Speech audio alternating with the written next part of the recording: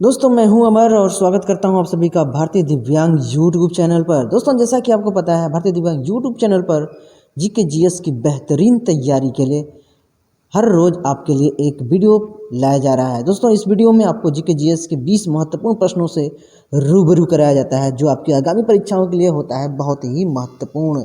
तो चलिए दोस्तों आज की इस लाइव क्लास को स्टार्ट करते हैं। और जैसा कि मैं हर रोज़ आपसे कहता हूँ यार, दुनिया का सबसे आसान काम है पढ़ाई करना। तो जम जाइए, डट के अपनी पढ़ाई को बेहतर करिए और अपने सपनों को पूरा करिए। तो चलिए दोस्तों स्टार्ट करते हैं आज की इस लाइव क्लास को। तो दोस्तों सबसे पहला क्वेश्चन आप सबके सामने है, सूर्य में सर्वाधिक गैस कौन सी होती है? पहला क्वेश्चन, सूर्य में सर्वाधिक गैस कौन सी होती है? तो फटाफट से इसका जवाब दीजिएगा दोस्तों। जिस भी भाई को जवाब आ रहा है फटाफट से कमेंट सेक्शन में करिएगा। चलिए मैं तब तक बता देता हूँ इसका राइट आंसर। दोस्तों राइट आंसर है हाइड्रोजन, यानी सूर्य में सर्वाधिक गैस हाइड्रोजन गैस होती है। क्वेश्चन नंबर 2, पृथ्वी से दिखाई देने वाला सबसे चमकीला ग्रह कौन सा है? दोस्तों दूसरा नंबर प्रश्न, पृथ्वी से दिखाई देने वाला सबसे चमकीला ग्रह कौन सा है? तो फटाफट से कमेंट करिएगा। चलिए मैं राइट आंसर बता देता हूं आपको, पृथ्वी से दिखाई देने वाला सबसे चमकीला ग्रह होता है शुक्र। चलिए तीसरे नंबर प्रश्न पर आते हैं, सौर मंडल की आयु कितनी है? दोस्तों आपको बताना है सौर मंडल की आयु कितनी है।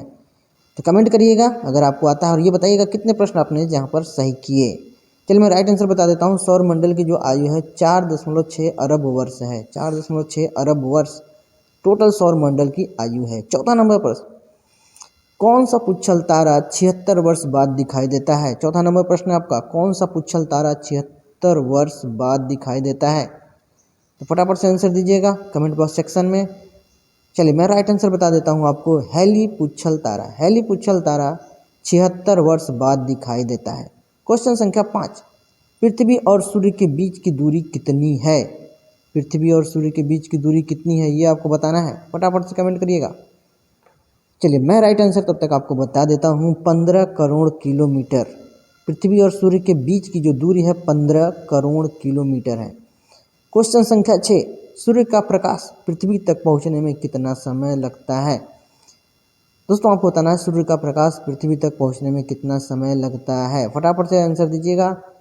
चलिए तब तक मैं आपको आंसर बता देता हूं दोस्तों, सूर्य का प्रकाश पृथ्वी तक पहुंचने में 500 सेकंड लगता है। 500 सेकंड लगता है। बहुत इंपॉर्टेंट प्रश्न, कई बार पूछा गया है तो आप लोग इसको तैयार रखिएगा। चलिए प्रश्न संख्या 7 की तरफ चलते हैं। भारत ने पहला परमाणु परीक्षण कब और कहाँ किया था? भारत ने पहला परमाणु परीक्षण कब और कहाँ किया था ये आपको बताना है। 7वां नंबर प्रश्न है, कमेंट करिएगा। तब तक मैं आपको आंसर बता देता हूँ दोस्तों, इसका राइट आंसर है 18 मई 1974 को पोखरण राजस्थान में भारत ने पहला परमाणु परीक्षण किया था। 18 मई 1974 को पोखरण राजस्थान में भारत ने पहला परमाणु परीक्षण किया था। चलिए दोस्तों बढ़ते हैं 8वां नंबर प्रश्न। 8वां नंबर प्रश्न, कंप्यूटर के जिस भाग को हम स्पर्श कर सकते हैं वह क्या कहलाता है? कंप्यूटर के जिस भाग को हम स्पर्श कर सकते हैं वह क्या कहलाता है? तो इसका राइट आंसर है दोस्तों हार्डवेयर। अपने दिमाग की बत्ती को कर लीजिए चालू और फटाफट से दीजिए बिल्कुल आसान से प्रश्नों का जवाब और बन जाइए जीनियस। तो दोस्तों कंप्यूटर के जिस भाग को हम स्पर्श कर सकते हैं उसको बोलते हैं हार्डवेयर। 9वें नंबर प्रश्न पर आते हैं, कैंसर के उपचार में प्रयुक्त उत्कृष्ट गैस कौन सी है? दोस्तों कैंसर के उपचार में प्रयुक्त उत्कृष्ट गैस कौन सी होती है ये आपको बताना है, फटाफट से जवाब दीजिए। चलिए मैं आपको बता देता हूँ, कैंसर के उपचार में प्रयुक्त उत्कृष्ट गैस जो होती है उसको बोलते हैं रेडान। रेडान गैस कैंसर के उपचार में प्रयुक्त होती है। बहुत इंपॉर्टेंट प्रश्न, कई बार पूछा गया है विभिन्न प्रतियोगी परीक्षाओं में। चलिए अगला प्रश्न बोले तो 10वां नंबर प्रश्न, मोनेजाइट बालू में कौन सा खनिज होता है? मोनेजाइट बालू में कौन सा खनिज होता है? बिल्कुल आसान सा प्रश्न है, आपको बताना है। चलिए राइट आंसर मैं बताता हूँ, कमेंट करिएगा आप लोग। मोनेजाइट बालू में थोरियम खनिज पाया जाता है। मोनेजाइट बालू में थोरियम खनिज पाया जाता है दोस्तों। 11 नंबर प्रश्न, शरीर में सबसे बड़ी अंतःस्रावी ग्रंथि कौन सी है? शरीर में सबसे बड़ी अंतःस्रावी ग्रंथि कौन सी होती है? तो फटाफट से कमेंट करिएगा। चलिए राइट आंसर मैं बता देता हूँ, इसका राइट आंसर है थायराइड। शरीर में सबसे बड़ी अंतःस्रावी ग्रंथि होती है थायराइड। 12वां नंबर प्रश्न, संसार का विशालतम स्तनधारी कौन सा है?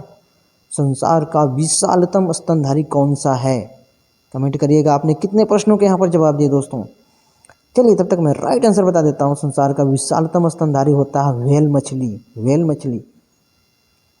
चलिए बढ़ते हैं 13 नंबर प्रश्न, बिल्कुल आसान सा। आपको बताना है ब्लड ग्रुप की खोज किसने की थी?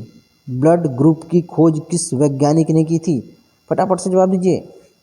5 सेकंड का मात्र समय होता है, फटाफट से आप अपने जवाब दे दिया करिए मेरे बताने से पहले। इसका राइट आंसर है लैंडस्टीनर। ब्लड ग्रुप की खोज करने वाले जो वैज्ञानिक थे उनका नाम था लैंडस्टीनर। तो ध्यान से रखिएगा दोस्तों। चलिए बढ़ते हैं 14 नंबर प्रश्न, एल्युमिनियम का प्रमुख अयस्क कौन सा है? एल्युमिनियम का प्रमुख अयस्क जो बार बार पूछा जाता है क्वेश्चन, वो आपको बताना है, फटाफट से कमेंट करिएगा। तो इसका राइट आंसर है एल्युमिनियम का प्रमुख अयस्क होता है बॉक्साइट। बॉक्साइट होता है एल्युमिनियम का प्रमुख अयस्क। ठीक है दोस्तों। चलिए बढ़ते हैं 15 नंबर प्रश्न, पहला कृत्रिम उपग्रह कौन सा था? पहला कृत्रिम उपग्रह कौन सा था, ये आपको बताना है। 15 नंबर प्रश्न, कमेंट करिएगा। चलिए तब तक मैं आपको बता देता हूँ। पहला कृत्रिम उपग्रह था स्पुतनिक फर्स्ट। पहला कृत्रिम उपग्रह था स्पुतनिक फर्स्ट। तो इसको ध्यान से रखिएगा, बहुत इंपॉर्टेंट प्रश्न पूछा जाता है। चलिए बढ़ते हैं 16 नंबर प्रश्न, किस उपकरण द्वारा यांत्रिक ऊर्जा को विद्युत ऊर्जा में परिवर्तित किया जाता है? किस उपकरण द्वारा यांत्रिक ऊर्जा को विद्युत ऊर्जा में परिवर्तित किया जाता है? इसका राइट आंसर है दोस्तों डायनेमो। डायनेमो द्वारा यांत्रिक ऊर्जा को विद्युत ऊर्जा में बदला जाता है। 16 नंबर प्रश्न था ये आपका। चलिए बढ़ते हैं 17 नंबर प्रश्न, कंप्यूटर की अस्थायी स्मृति क्या कहलाती है? यानी कंप्यूटर की जो अस्थायी टेम्पोरेरी जो इस मेमोरी होती है उसको क्या कहते हैं? इसका राइट आंसर है रैम, यानी रैंडम एक्सेस मेमोरी। रैम का ये फुल फॉर्म भी होता है, कई बार पूछा जाता है रैम का फुल फॉर्म बताइए। जिसका फुल फॉर्म होता है रैंडम एक्सेस मेमोरी, और यही कंप्यूटर की टेम्परेरी मेमोरी भी होती है। तो बहुत इंपॉर्टेंट प्रश्न था। 18 नंबर प्रश्न पर चलते हैं, बहुत इंपॉर्टेंट है। आपको बताना है स्किटर पैमाने द्वारा क्या मापा जाता है?